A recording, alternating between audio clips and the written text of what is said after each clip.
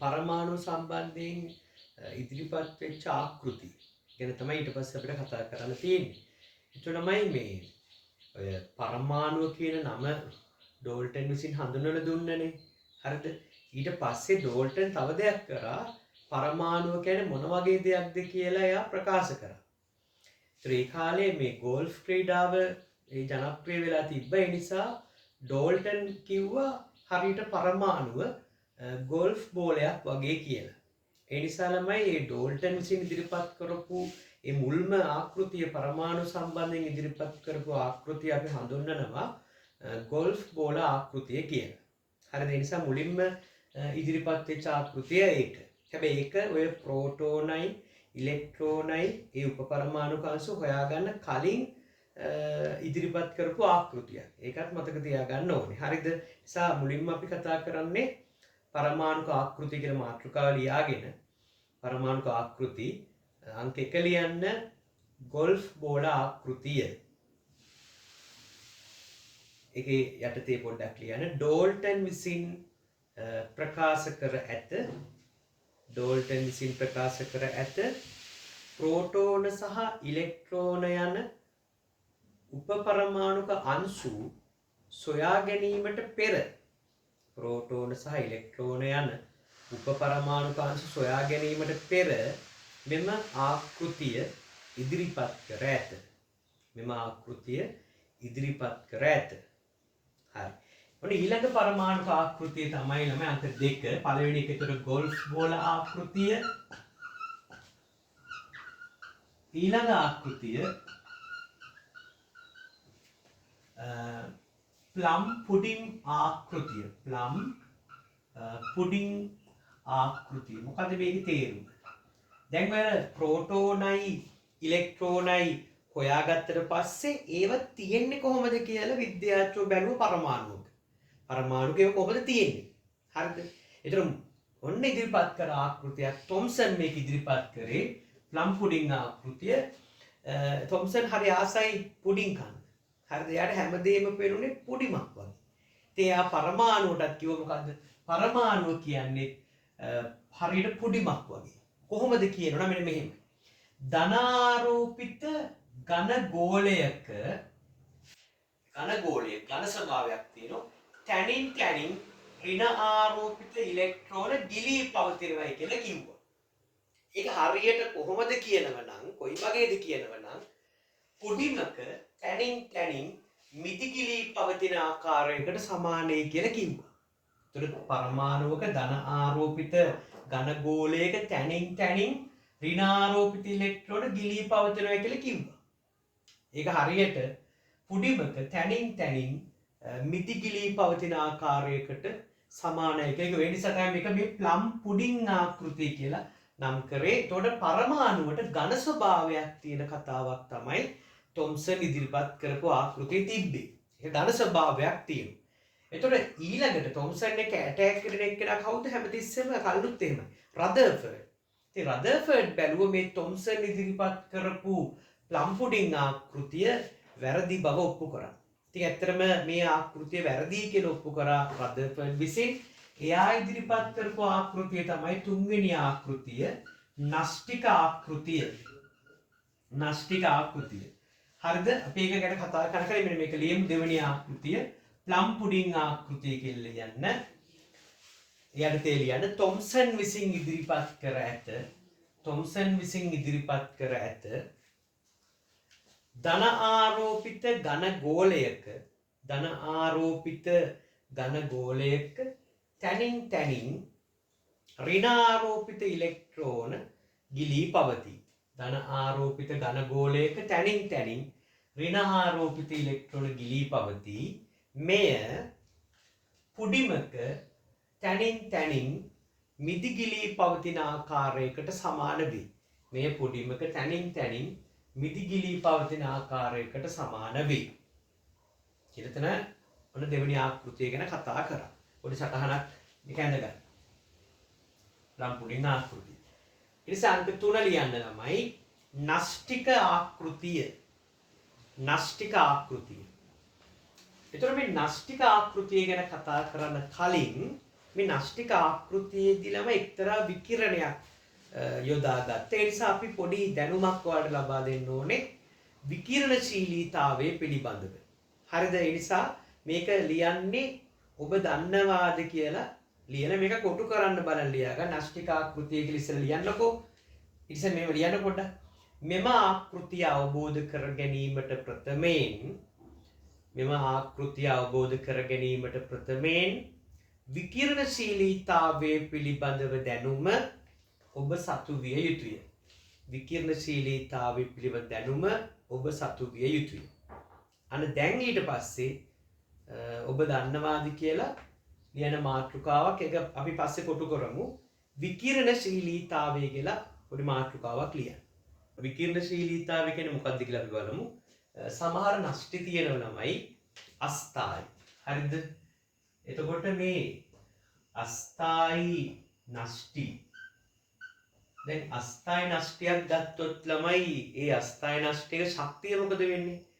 අස්ථායි නම් ශක්තිය වැඩි. ස්ථායි නම් ශක්තිය අඩුයි. දැන් ඇඳේ නිදා ගන්න කෙනාද පැදුරු නිදා ගන්න කෙනාද වැඩිපුර ස්ථායි? පැදුරු නිදා ගන්න කෙනා නේද?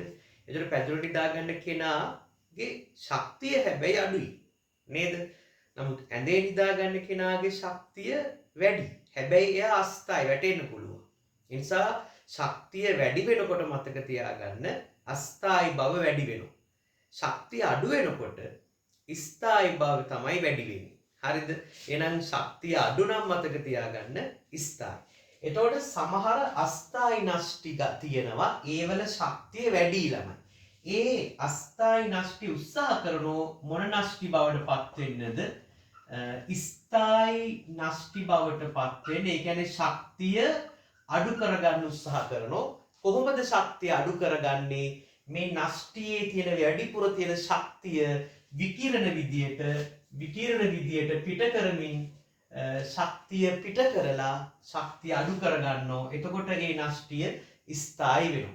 මෙන්න මේ විකිරණ මොනවද? ඇල්ෆා කිරණ, ඊට පස්සේ බීටා කිරණ, ඊට පස්සේ ගැමා කිරණ. අපි ප්‍රධාන වශයෙන් ඔහොම විකිරණ වර්ග තුනක් ගැන කතා කරනවා. එහෙනම් මෙන්න මේකට තමයි ළමයි කියන්නේ විකිරණශීලීතාවය කියලා. මොකද විකිරණශීලීතාවය කියන්නේ සමහර අස්ථායි නෂ්ටි විසින් තම ස්ථායීතාවය උදෙසා විකිරණ පිට කිරීම තමයි විකිරණශීලීතාවය කියන්නේ. මේක ස්වාභාවිකව සිද්ධ වෙනවා. කෘත්‍රිමව සිදු කරවන්න පුළුවන්. හරිද? එතකොට මේ විකිරණශීලීතාවය මුල්වරට හොයාගත්තේ හෙන්රි බෙකරල් කියන විද්‍යාඥයා. හරිද? ඒ මතක තියාගන්න ඕනේ කරුණු. හෙන්රි බෙකරල් තමයි විකිරණශීලීතාවය මුල්වරට හොයාගත්තේ.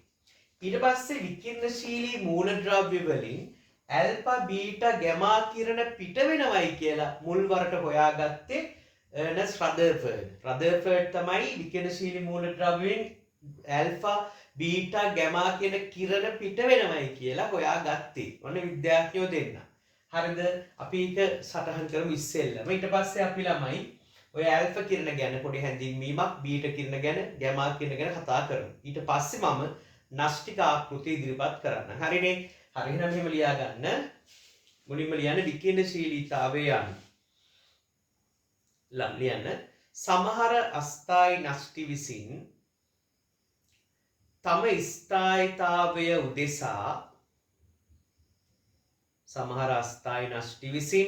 ස්ථායීතාවය උදෙසා විකිරණ පිට කිරීම විකිරණශීලීතාවය නම් වේ. මෙය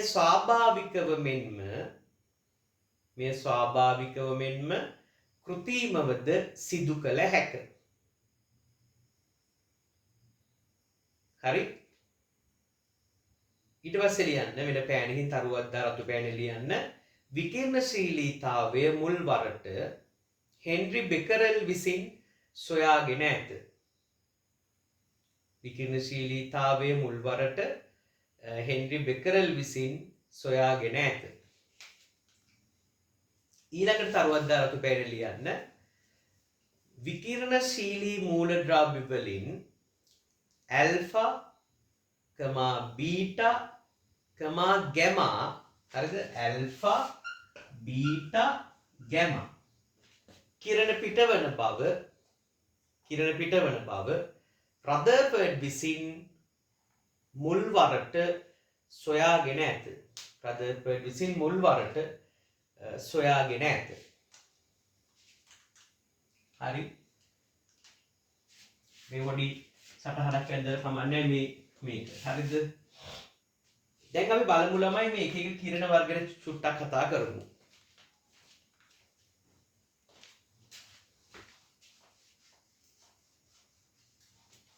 දැන් බලමු ළමයි ඇල්ෆා කිරණ කියලා කියන්නේ මොනවද? ඇල්ෆා කිරණ කියලා කියන්නේ ලියන්න අපි මාතෘකාවක් දෙහිම ලියමු. ඇල්ෆා කිරණ කියලා ලියන්න වෙන පළවෙනි කරුණ අධික වේගයෙන් ගමන් කරන හීලියම් නෂ්ටි වේ. අධික වේගයෙන් ගමන් කරන හීලියම් නෂ්ටි වේ. කොච්චරද වේගය කියනවා නම් 0.5 c වගේ වේගයකින් ගමන් කරනවා. මොකද c කියන්නේ? c කියන්නේ ආලෝකයේ වේගය. කීයද මේ ආලෝකයේ වේගය? 3 ගුණ කිරීම 10යි ms ඍණ 1. එතකොට මේ වේගයෙන් භාගයක වේගයකින් වගේ තමයි හීලියම් නෂ්ටි යන්නේ. එතකොට අපි කියන්නේ ඒවා මොන කිරණ කියලාද? ඇල්ෆා කිරණ කියලා. හරිද ළමයි? ඒක සංකේතවත් කරන්නේ අපි එහෙම හීලියම් කියලා ලියන්න පුළුවන්. ස්කන්ධ ක්‍රමාංක 4යි පරමාණු ක්‍රමාංක 2යි. මෙහෙම හෝ මෙන්න මෙහෙම ඇල්ෆා කියලා ලියලා උඩින් 4 යටින් 2 කියලා ලියන්න පුළුවන්. ඒ තමයි ඇල්ෆා කිරණ සංකේතවත් කරන ආකාරයේ කීයද සාපේක්ෂ ආරෝපණය ධන 2යි. ධන 2යි. එතකොට ඇයි ධන 2 කියන්නේ? හීලියම් නෂ්ටියේ ප්‍රෝටෝන 2යිනේ තියෙන්නේ. ඒ නිසා ධන 2ක සාපේක්ෂ ආරෝපණයක් තමයි ඇල්ෆා කිරණ වලට තියෙන්නේ. ඊළඟට ළමයි මෙයා තමයි බීටා ගැමා කියන කිරණ වලට වඩා හෙමින් යන එක්කෙනා. හරිද? ඒ නිසා හෙමින් යනකොට එයාට වටපිටාව හොඳට පේනවනේ. එතකොට ගිහිලා හැප්පෙන්නේ හිතු සමහරවල්නේ. ඒක කට්ටිය දැක්කම එහෙම හිතනවනේ. හෙමින් යනකොට. එතකොට හෙමින් යනකොට වටපිටාව හොඳට පේන හින්දා හැප්පි ගමන් කරනවා. එතකොට වායු පරමාණු වල තියෙන ඉලෙක්ට්‍රෝන මොකද වෙන්නේ? ගැලවිලා යනවා. පරමාණුවකින් ඉලෙක්ට්‍රෝන ගැලවී යාමට කියන්න පුළුවන් අයනීකරණය වෙනවා කියලා. ඒ නිසා හීලියම් නෂ්ටි නැත්නම් මේ ඇල්ෆා කිරණ වල තමයි ළමයි ඉහළම අයනීකරණ බලයක්, අයනීකරණ ශක්තිය පවතින. අයනීකරණ බලය කියලා අපි කියනවා නැත්නම් වායු අයනීකරණය කිරීමේ හැකියාව වැඩි වෙන්නේ. වායු අයනීකරණය කිරීමේ හැකියාව වැඩි වෙන්නේ මේගොල්ලන්. එහෙනම් ලියමු වායු අයනීකරණය කිරීමේ හැකියාව වැඩි වෙයි. එතකොට විනිවිද යාමේ හැකියාව මොකද වෙන්නේ? හෙමින් යන හින්දා විනිවිද යන්න තියෙන හැකියාව අඩුම වේ. විනිවිද යාමේ හැකියාව අඩුම වේ කියලා ඊළඟ කරුණු විදිහට ලියන්න. හරිනේ? ඔන්න කරුණු ටික අධික වේගයෙන් ගමන් කරන හීලියම් නෂ්ටි වේ. සංකේතවත් කරන ආකාරය කියලා මේ දෙක ලියා ගන්න. සාපේක්ෂාරෝපණය ධන 2කි. වායු අයනීකරණය කිරීමේ හැකියාව වැඩිම වේ. විනිවිද යාමේ හැකියාව අඩුම වේ. ඒ ඇල්ෆා කිරණ කතාව. ඊට පස්සේ බලමු මේ බීටා කිරණ කියන්නේ මොනවද කියලා. හරිද? බීටා කිරණ කියන්නේ මොනවද? ඔන්න අහගන්න. බීටා කිරණ කියලා කියන්නේ අධික වේගයෙන් ගමන් කරන ඉලෙක්ට්‍රෝන වලට. හරිද? අධික වේගයෙන් ගමන් කරන ඉලෙක්ට්‍රෝන තමයි බීටා කිරණ කියන්නේ. කොච්චරද කියනවා නම් 0.9යි c. ඒ කියන්නේ ආලෝකයේ වේගයට ඉතාමත්ම ආසන්න වේගයකින් තමයි බීටා කිරණ ගමන් කරන්නේ. එතකොට නිකන් තියෙන ඉලෙක්ට්‍රෝන බීටා කිරණ කියන්න එපා හොඳ. ඒ ඉලෙක්ට්‍රෝන අධික වේගයෙන් ගමන් කරනකොට අන්න අපිට කියලා අන්න යනවා මොකද්ද? බීටා කිරණ. නිකන් නැතුවනේ ඉලෙක්ට්‍රෝන කොන මේ සුදු තියෙනවා. ඒතර අපි කියන දෙක බීටා කිරණයක් කියලා. එහෙම කියන්නේ. ඒ ඉලෙක්ට්‍රෝන ඉතා වේගෙන් ගමන් කරොත් අන්න එතකොට කියනවා බීටා කිරණයක් කියලා. ළමයි සංකේතවත් කරන්නේ මෙහෙමයි. ඉලෙක්ට්‍රෝන වල අපි දන්නවා ඉලෙක්ට්‍රොනික ස්කන්ධේ නොගිනිය හැකි තරම් කුඩා කියලා ගන්නවා. ඒ නිසා ස්කන්ධ ක්‍රමාංකේ බිඳුවයි යට දාන්නේ ඇයිගේ ආරෝපණය. හරිද? මෙහෙම හෝ එතන බීටා කියලා එල උඩින් බිඳුව ලියන යටින් ඍණ 1 ලියන. ඔන්න සංකේතවත් කරන ආකාරය සාපේක්ෂ ආරෝපණය ඍණ 1යි. වායු අයනීකරණය කිරීමේ හැකියාව මධ්‍යස්ථයි. විනිවිද යාමේ හැකියාව ඇල්ෆා කිරණ වලට වඩා වැඩි. මොකද වේගය වැඩි හින්දා විනිවිද යන්න තියෙන හැකියාව වැඩි. එහෙනම් කරුණු පහ හරිනේ. ඒ ටික සටහන් කරගන්න. අයෝන කියන්නම් අධික වේගයෙන් ගමන් කරන ඉලෙක්ට්‍රෝන වේ සංකේතවත් කරන ආකාරය කියලා මේ ටික ලියන්න. සාපේක්ෂාරෝපණය ඍණ එකකි. වායු අයනීකරණය කිරීමේ හැකියාව මධ්‍යස්ථ වේ. විනිවිද යාමේ හැකියාව මධ්‍යස්ථ වේ. හරිනේ. ඒ බීට කියන විස්තරය. ඊට පස්සේ අපි කතා කරමු ගැමා කිරණ ගැන. ගැමා කිරණ ගත්තොත් අන්න එතන විශේෂ කතාවක් තියෙනවා ළමයි. ගැමා කිරණ කියන්නේ අංශුමය දෙයක් නෙමේ. එයා විද්‍යුත් චුම්බක තරංගයක්. හරිද? එයා අංශුවක් නෙමෙයි කියලා මතක තියාගන්න. අංශුවක් නොවේ කියලා නම් ලියන යටින් අංශුවක් නොවේ. ඒක විද්‍යුත් චුම්බක තරංගයක්. ඒක අපි සංකේතවත් කරන්නේ මෙහෙම ගැමා කියලා නේද ළමයි. ඒයිට අපි එයට ස්කන්ධයක් නැහැ. නිසා මෙතන බිඳුවයි ආරෝපණයකුත් නැහැ බිඳුවයි. ඒක තමයි ගැමා කිරණ සංකේතවත් කරන්නේ. හරිද? ඒසා ආරෝපණය බිඳුවයි කියලා තමයි තුන්වෙනි කරුණ ලියන්නේ. ආරෝපණය බිඳුවකි මේ සංකේතවත් කරන ආකාරය කියලා ලියලා මේක ලිව්වා. ඊට පස්සේ ආරෝපණය බිඳුවකි. ඊට පස්සේ ළමයි වායු අයනීකරණය කිරීමේ හැකියාව ඉතාමත්ම අඩු වෙනවා. වැඩිම වෙන්නේ ඇල්ෆා වල ඊට පස්සේ මධ්‍යස්ථයි බීටා වල ගැමාව ඉතාමත්ම අඩුයි වායු අයනීකරණය කිරීමේ හැකියාව. මොකද හෙන වේගෙන් යන්නේ ළමයි. එතකොට වටපිටාව පේන්නේ නැහැ, හැප්පෙන්නේ නැහැ. ඒ නිසා ඉලෙක්ට්‍රෝන ගැලවෙන්නේ නැහැ. ඒ නිසා වායු අයනීකරණය කිරීමේ හැකියාව අඩුම වෙන්නේ ගැමා කිරණ වල. ඊට පස්සේ විනිවිද යාමේ හැකියාව වැඩිම වෙන්නේ ගැමා කිරණ. ඇයි ඒ ඉතා වේගෙන් මේක ගමන් කරනවා කියන්න බැරුණා. මේක යන්නේ මොන වේගෙද ළමයි? මේක යන්නේ ආලෝකයේ වේගයට සමාන වේගයකින්. මොකද විද්‍යුත් චුම්බක තරංගයක් නේ. හරි මෙන්න මෙහෙම ලියවෙන්න ඕනේ. ඉස්සෙල්ලා ලියන්න ඕනේ විද්‍යුත් චුම්බක තරංගයක් වේ ආලෝකයේ වේගයෙන් ගමන් කරයි අංශුවක් නොවේ. හරිනේ විද්‍යුත් චුම්බක තරංගයක් වේ ආලෝකයේ වේගයෙන් ගමන් කරයි අංශුවක් නොවේ. සංකේතවත් කරන ආකාරය මේක ලිව්වා. ඊට පස්සේ ලියනවා ආරෝපණය බිඳුවකි විනිවිද වායු අයනීකරණය කිරීමේ හැකියාව අඩුම වේ. විනිවිද යාමේ හැකියාව වැඩිම වෙනවා. සාමාන්‍යයෙන් ගැමා කිරණ නවත්තන්න පුළුවන් වෙන්නේ ළමයි ඝන කොන්ක්‍රීට් සහ ඊයම් කුට්ටි වලින් තමයි මේ ගැමා කිරණ නතර කරන්න පුළුවන්කම තියෙන්නේ. ඒකත් මතක තියාගමු. හරි. ඊළඟට දැන් බලමු ළමයි ඇයි මේ විකිරණශීලීතාවයක් ඔයාලට උගන්වන්නේ? මේක ඉගැන්වෙන්නේ ළමයි අපි නාස්ටික ආකෘතිය දී යොදා ගන්නෝ මේ එක්තරා විකිරණ වර්ගයක්. මොකද රදර්ෆර්ඩ් විසින් නාස්ටික ආකෘතිය ඉදිරිපත් කරා. ඒ සඳහා එයා පරීක්ෂණයක් කරා. ඒ පරීක්ෂණය අපි හඳුන්වන්නේ රන්පත්‍ර පරීක්ෂාව කියලා.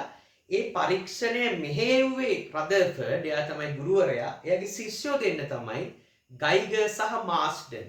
ඒතර මේකේ ළමයි රන්පත්‍රයක් මතට ඇල්ෆා කිරණ කදම්බයක් වැටෙන්න සැලැස්සුවා. අන්නේ නිසා තමයි අපි පොඩ්ඩක් මේ ඇල්ෆා කිරණ ගැන කතා කරන්න ඕන නිසා තමයි ඔය වගේ විස්තරයක් දුන්නේ. පැහැදිලිද?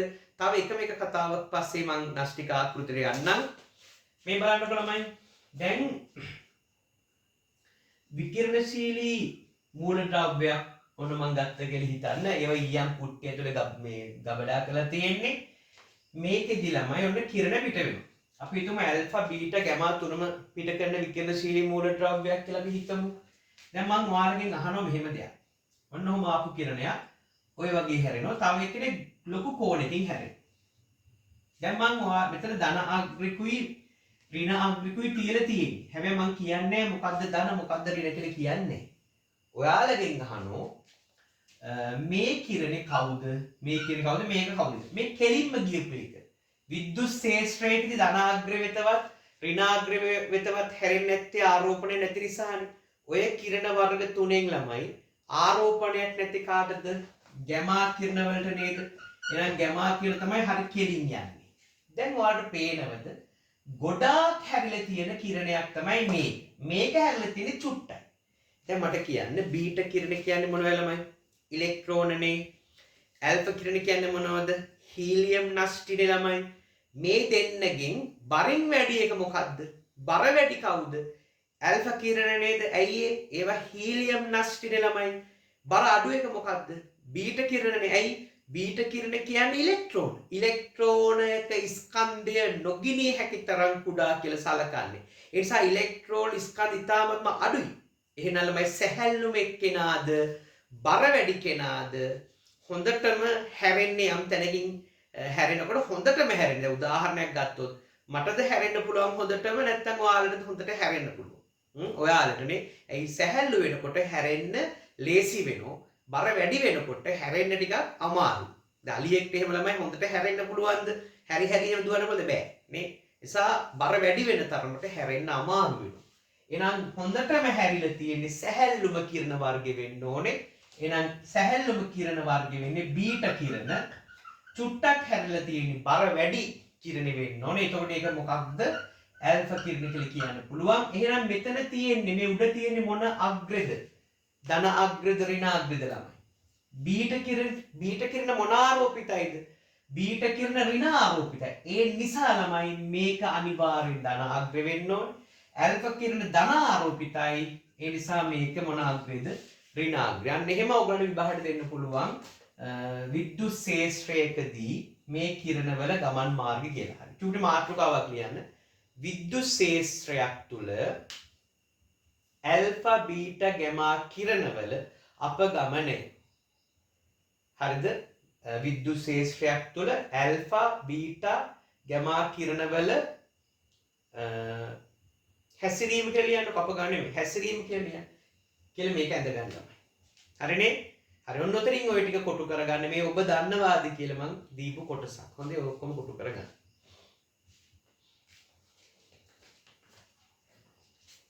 හරි.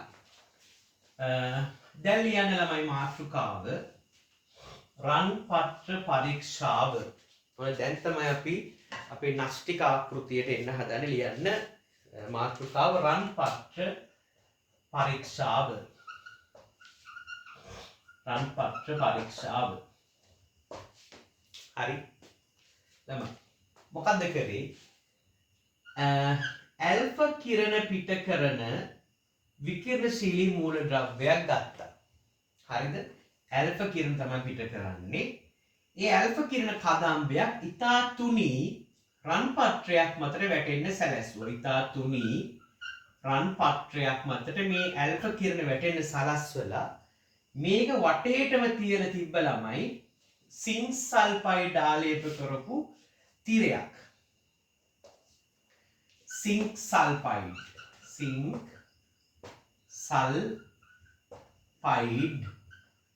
ආලේප කර ඇති තිරය.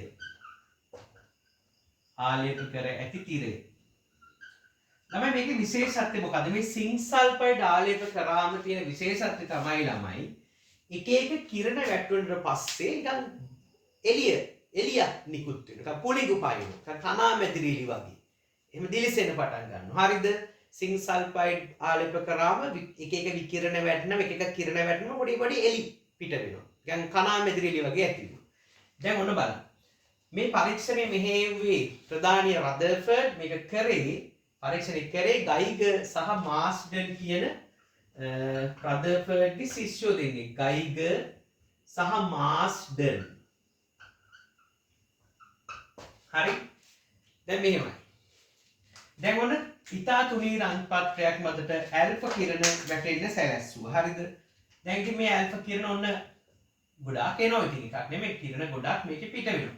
ළමයි වැඩේ කියන්නේ මෙන්න මේ හරියේ ගොඩක් පුළිඟු ඇති වුණා. මේ හරියේ ගොඩක් පුළිඟු ඇති වුණා. දැන් ඔයාලට මතක ඇති මේ රන් පත්‍ර පරීක්ෂණය කරන්නේ මොකටද ළමයි? මේ රන් පත්‍ර පරීක්ෂණය කරන්නේ ඔයාලට මතක ඇති තොම්සන් කිව්ව පරමාණුව කියන්නේ හරියට පුඩිමක් වගේ ඝන ස්වභාවයක් තියෙන දෙයක්. එහෙමනේ කිව්වේ තොම්සන්. නමුත් රදර්ෆර්ඩ්ට ඕන වුණා මේ තොම්සන්ගේ ආකෘතිය වැරදි කියලා ඔප්පු කරන්න. නේද? තොම්සන් කී හිටියේ පරමාණුව කියන්නේ හරි ඝන මේ පුඩිමක් වගේ ඝන ස්වභාවයක් තියෙන දෙයක් පරමාණුව. දැන් බලන්න රදර්ෆර්ඩ් කිව්වා ගයිගර් සහ මාස්ටර්න්ට හරිම යවපල්ලා ඇල්ෆා කිරණ කදම්බයක් නේ ඉතා තුනී රන් පත්‍රයකට ඊට පස්සේ බලමු මොකද්ද වෙන්නේ කියලා එයා බලන් හිටියා. බලනකොට මෙන්න මේ හරි පුළිඟු ගොඩක් ඇති වුණා. තමයි මේ හරියේ පුළිඟු ඇති උනේ මේ කිරණ කිසිදු හැරීමකට ලක් නොවී ගමන් කරපු නිසා නේද? කිසිදු හැරීමකට ලක් නොවී ගමන් කරපු නිසා නේද ළමයි? පැහැදිලිද? එහෙනම් මේ රන්පත්‍රයේ හැදිලා තියෙන පරමාණු වල ළමයි වැඩිපුරම තිබිලා තියෙන්නේ මොනවද? හිස් අවකාශ. ඒ කියන්නේ පරමාණුවක වැඩිපුරම තියෙන්නේ මොනවයි? හිස් අවකාශ. ඒ හිස් අවකාශ තියෙන නිසා තමයි කොහේවත් වදින්න නැතුව ආපු කිරණ ඒ විදිහටම හරි කෙලින් ගියේ.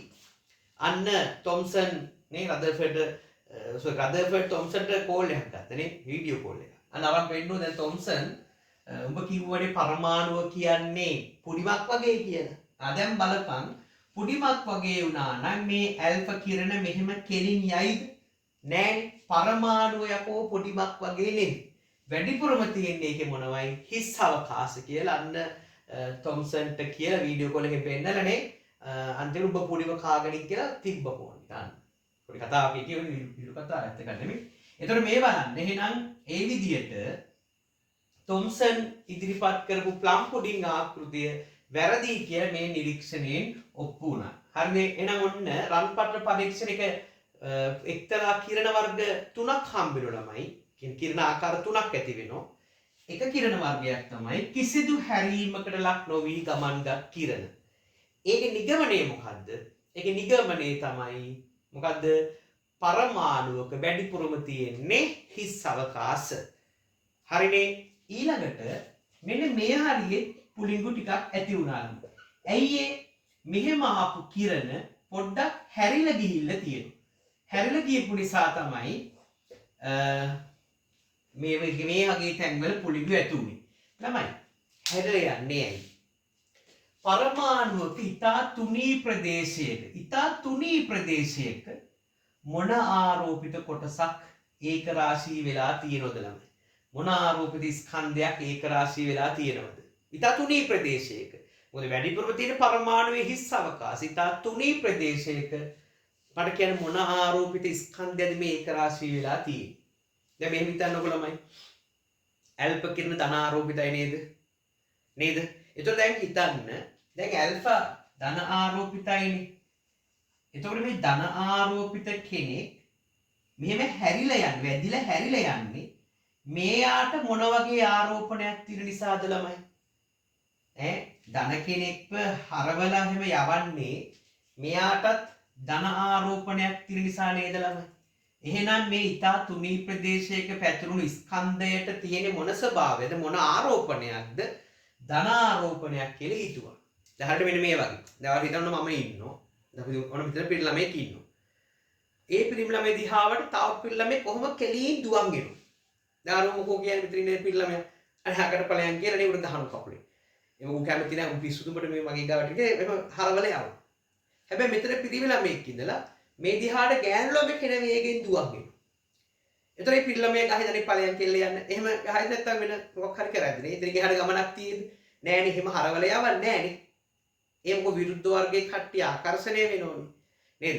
අන්න ඒ වගේ කතාවක් මේ කියන්නේ තමයි. ඒ නිසා මේ කෙලින් ආපු ධන කිරණේ ධන ආරෝපිත ඇල්ෆා කිරණ ධන ආරෝපිත ඒවා හැරිලා ගියේ මේ ඊතා තුනී ප්‍රදේශක පැතිරිච්ච ඒ කොටසට තියෙන්නේ ස්කන්ධෙට තියෙන්නේ මොන ආරෝපිත ස්වභාවයක්ද?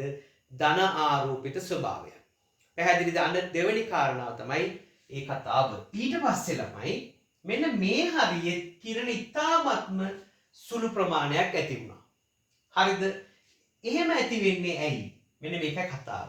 මෙහෙම ආපු කිරණ සම්පූර්ණයෙන්ම ප්‍රතිවිරුද්ධව හැරිලා මෙහෙම හැරිලා සම්පූර්ණයෙන්ම අනිත් පැත්තට ගමන් කරපු ඒවත් කලාතුරකින් හම්බ වුණා. ළමයි ආපු කිරණයක් ආයි සම්පූර්ණයෙන්ම අනිත් පැත්ත හරවන්න පුළුවන්කම තියෙන්නේ මේ ඊතා තුනී ප්‍රදේශයක පැතිරුණු ස්කන්ධයේ ධන ආරෝපණ එක ඒක රාශී වෙලා තියෙන මේ ස්කන්ධයේ එතන මේ කොටසේ ස්කන්ධය ඊ타මත්ම මොකද වෙන්නේ ළමයි?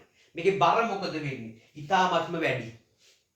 දැන් අපි තුමු මගේ දිහාට ළමයි දුවන් වෙනවා. දැන් මොකෝ වෙන්නේ? එක සැරේට මගේ ඇඟේ හැප්පිලා ඒ ළමයි අනිත් පැත්තට අන්නේ අනිත් පැත්තට ගමන් කරනවා නේ. සම්පූර්ණ අනිත් පැත්ත ගහන්න පුළුවන්. නේ එහෙම වෙන්නේ ඇයි? දැන් මගේ ස්කන්ධ වැඩි නිසා මට එහෙම හරවන්න පුළුවන්.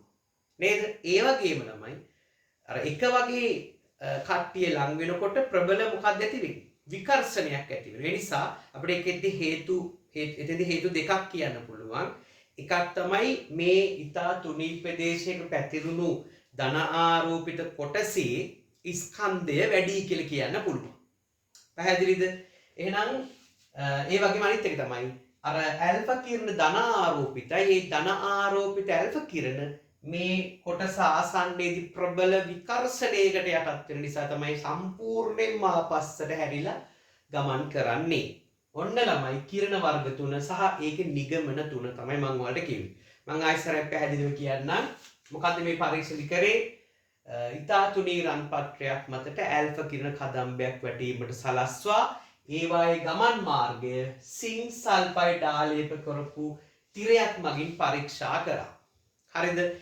එතෙන්දී කිරණ වර්ග තුනක් දක්නට ලැබුණා.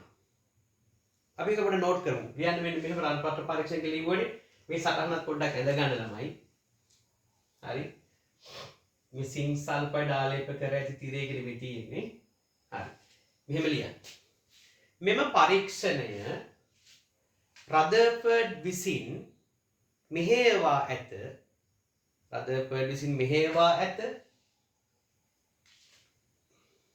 ගයිගර් සහ මාස්ටන්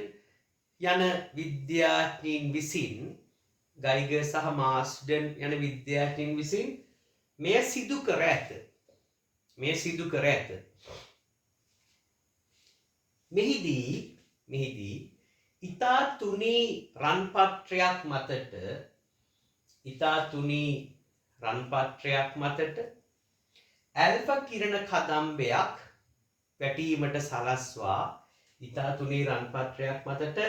ඇල්ෆා කිරණ කදම්බයක් වැටීමට සලස්වා ඒවායේ ගමන් මාර්ගය සිංක් සල්ෆයිඩ් ආලේප කරන ලද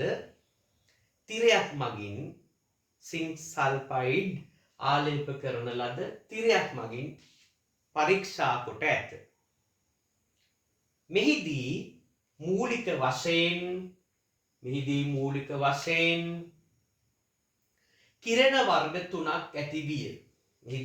වශයෙන් කිරණ වර්ග තුනක් ඇති විය. අංක 1 ලියන්න. වෙන පෑනකින් ඉතින් නිගමනේ තව පෑනකින්. හරි? අංක 1 ලියන්න.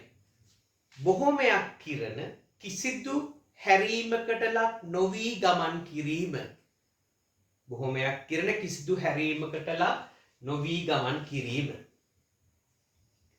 අපි නිගමනය ලියමු.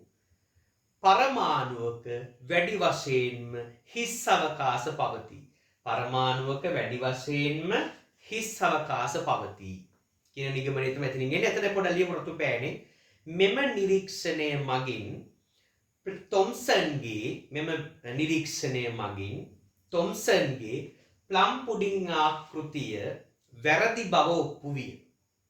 මොකද පරමාණු වැඩිපුර තියෙන හිස් අවකාශනේ. තොම්සන් කිව්වේ ඝන ස්වභාවය. පුඩිමක් වගේ ඝන ස්වභාවයක් තියෙන. ඒක තාප්පයක් වගේ පුඩිමක් ඝන ස්වභාවයක්. ඉතින් එහෙම නෑනේ. එතනින් ඒක බොරු කියලා ඔප්පු වුණා. දෙවෙනි අංකේ දාන්න දෙවෙනි කිරණ වර්ගය. කිරණ සුළු ප්‍රමාණයක් හැරී ගමන් කිරීම. නැත්නම් මෙහෙම කියන්නත් පුළුවන්. කිරණ සුළු ප්‍රමාණයක් ප්‍රකිරණය වී ගමන් කිරීම. හරිද?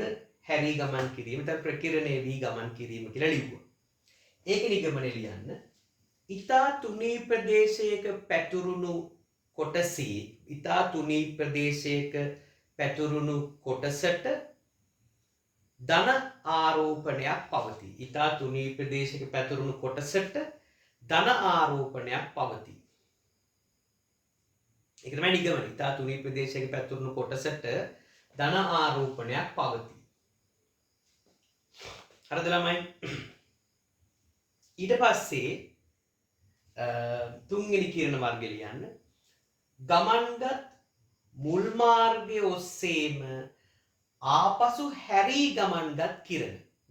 මුල් මාර්ගය ඔස්සේම ආපසු හැරී ගමන්ගත් කිරණ. ඒක නිගමනය ලියන්න. ඊතා තුනී ප්‍රදේශයක පැතුරුණු ධන ආරෝපිත කොටසේ ස්කන්ධය ඊතා විශාල වේ. ඉතා ස්කන්ධය ඉතා විශාල ඉතා තුනී ප්‍රදේශයක පැතුරුණු ධන ආරෝපිත කොටසේ ස්කන්ධය ඉතා විශාල වේ. හරිද? ඒ වගේ තව එකක් ලියන්න.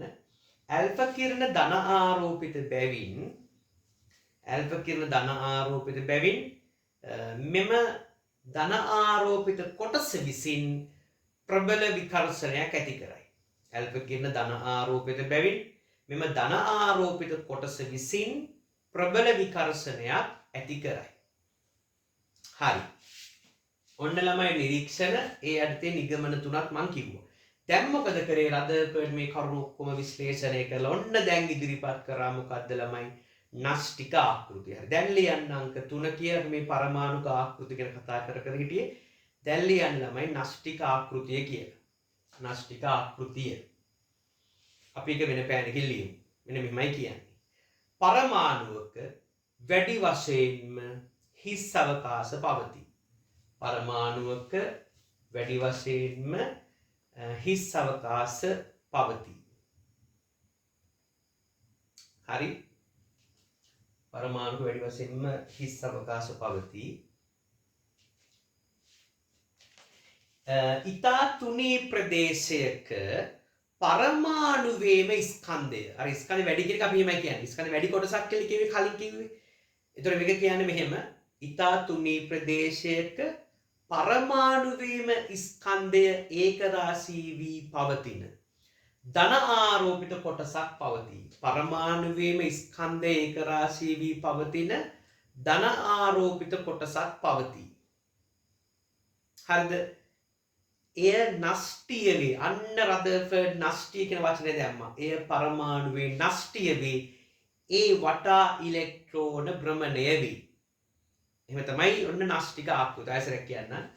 පරමාණුවක වැඩි වශයෙන්ම හිස් අවකාශ පවතී. ඉතා තුනී ප්‍රදේශයක පරමාණුවේම ස්කන්ධය ඒකරාශී වී පවතින ධන ආරෝපිත කොටසක් පවතී. එය නෂ්ටිය ලෙස හඳුන්වයි. ඒ වටා ඉලෙක්ට්‍රෝන භ්‍රමණය වේ. හැබැයි ළමයි මතක තියාගන්න එහෙම නෂ්ටික ආකෘතිය කිව්වට එයා ඉලෙක්ට්‍රෝන ගමන් කරන්නේ කොහොමද කියන එක ගැන ලොකු අදහසක් ඉදිරිපත් කරේ නැහැ. ළමයි කවුද? මේ රදර්ෆර්ඩ් ඉලෙක්ට්‍රෝනස් වල ගමන් මාර්ගය සම්බන්ධයෙන්. එයා අර නෂ්ටිය තමයි විශේෂ කරේ. ඒ නිසා තමයි මේ ආකෘතිය නෂ්ටික ආකෘතිය කියලා කියන්නේ. පැහැදිලිද ළමයි? ඊට පස්සේ ලියමු. ඒක ලියමුට සැලකිය යුතු කියලා. මෙහිදී නෂ්ටිය පිළිබඳව සැලකිය යුතුයි. මෙහිදී නෂ්ටිය පිළිබඳව හොඳ පැහැදිලි කිරීමක් සිදු කර ඇති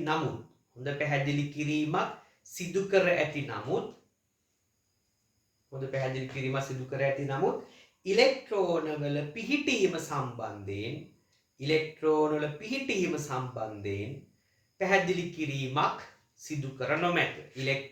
පිහිටීම සම්බන්ධයෙන් පැහැදිලි කිරීමක් සිදු කර නොමැත. හරි. ඔන්න ළමයි නෂ්ටික ආකෘතියේ කතාව. ඊට පස්සේ අපි යමු ඊළඟ පරමාණුක ආකෘතිය ගැන කතා කරන්න. ළමයි මේ ආකෘතියට රදර්ෆර්ඩ් සම්බන්ධ වෙනවා. තව විද්‍යාඥයෙකුත් එකතු වෙනවා. ඒ තමයි නීල්ස් බෝර් කියන විද්‍යාඥයා. ඒ නිසා මේක අපි හඳුනනවා රදර්ෆර්ඩ් බෝර් ආකෘතිය කියලා. ඒක අපිට කියන්න පුළුවන් මේ ග්‍රහ ආකෘතිය කියලා. මේක වැඩිදුරටත් දියුණු කරේ නීල්ස් බෝර් කියන විද්‍යාඥයා.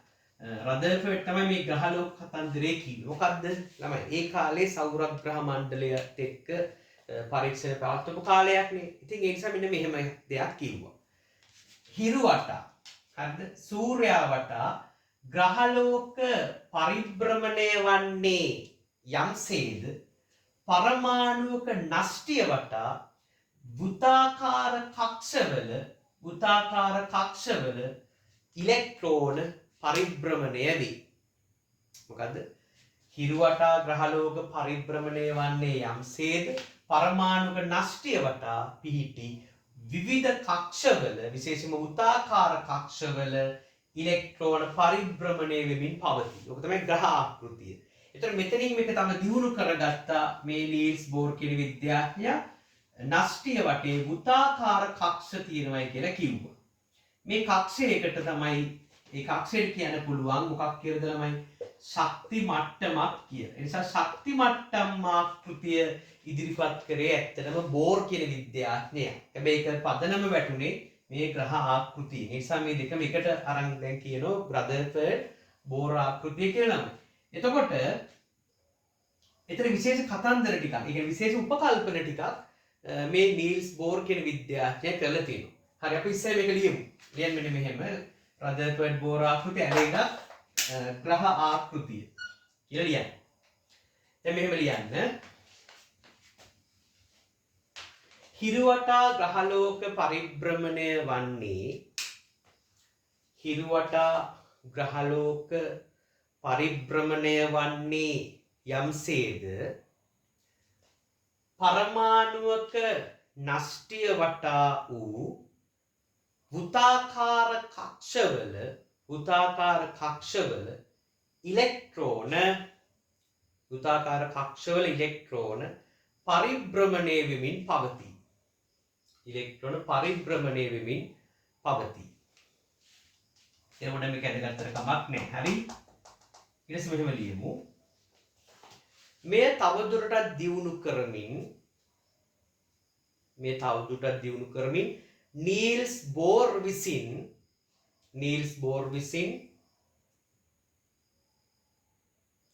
විවිධ උපකල්පන සිදු කර ඇත. ඔන්න ළමයි මොකක්ද මේ උපකල්පන කියලා බලමු. අපි දන්නවා මෙහෙම දෙයක්. වෘත්තාකාර පතයක ගමන් කරන වස්තුවක් මත. වෘත්තාකාර පතයක ගමන් කරන මේ වස්තුවක් මත ළමයි ඔයාලා දන්නවා කේන්ද්‍රයේ දෙසට බලයක් හට ගන්නවා. නේද? ඒකට කියන මොකක් කියලායි? කේන්ද්‍රාභිසාරී බලය. කේන්ද්‍රාභිසාරී බලය. ඒ වගේම කේන්ද්‍රයෙන් ඉවතට බලයක් හට ගන්නවා. වේගී v කියලා ගමු. කේන්ද්‍රයෙන් ඉවතට බලයක් හට ගන්නවා. ඒකට කියන්නේ මොකක් කියලාද? කේන්ද්‍රාපසාරී බලය කියලා. ළමයි ඔය බල දෙක සමාන නම් ළමයි මේ ඉලෙක්ට්‍රෝන කියලා අපි හිතමු. මේ ඉලෙක්ට්‍රෝනයට දිගටම මේ අරය සහිත මේ වෘත්තාකාර කක්ෂයේ ගමන් කරන්න පුළුවන් වෙනවා මේ බල දෙක එකිනෙකට මොකක් වුණොත්ද? සමාන වුණොත්.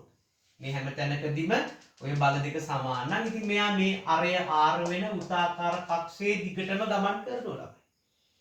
එතකොට දැන් හිතන්න ඉලෙක්ට්‍රෝනයට මේ අරය නියතව පවත්වාගෙන මේ වෘත්තාකාර කක්ෂයේම ගමන් කරන්න ඕනේ නම් ළමයි මේ ඉලෙක්ට්‍රෝනය ගමන් කරන වේගය කොයි වගේ පවත්වා ගන්න ඕනද?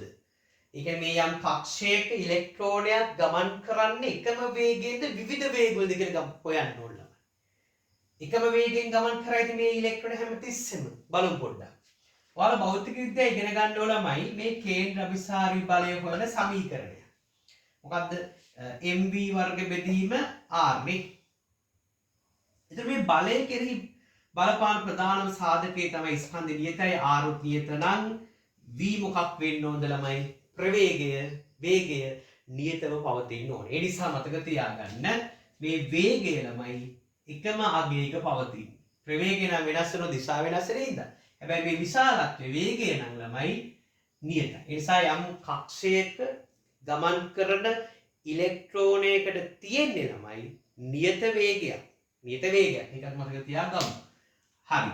දැන් ඔන්න මම කියන්නම්කෝ එහෙනම් ඉලෙක්ට්‍රෝන යන්නේ නියත වේගකින්. ඔන්න බෝර් එහෙම හිතුවා.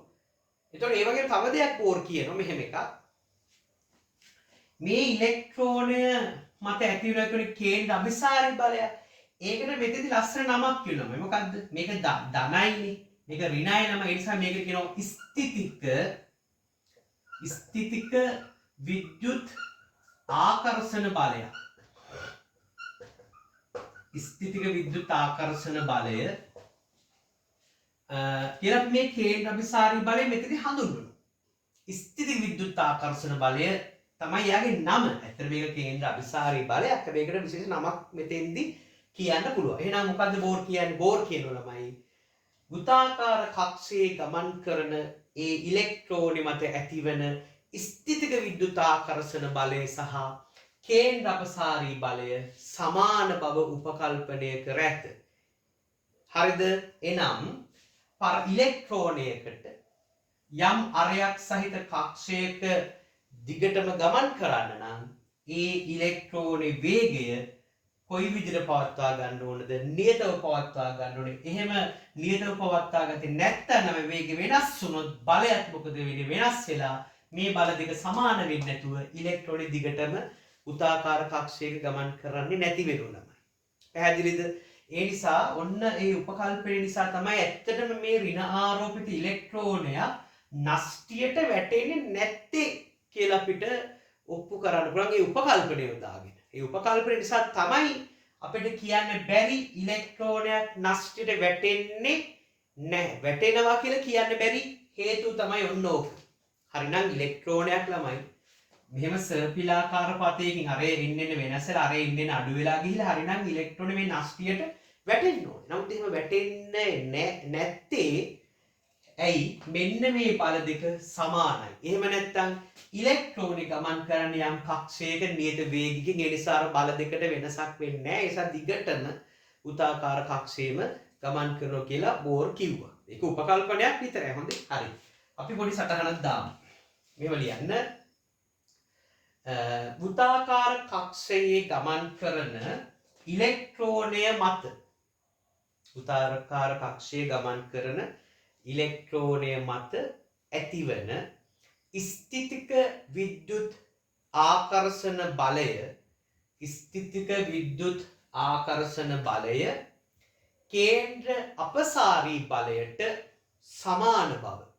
කේන්ද්‍ර අපසාරී බලයට සමාන බව උපකල්පනය කිරීම. එනම් මෙහිදී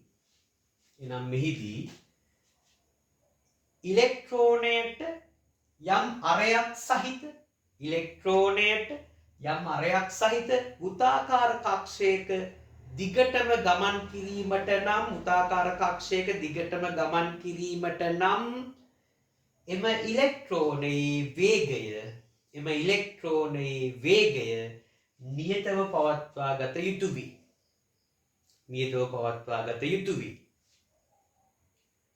මෙම බල දෙක අසමාන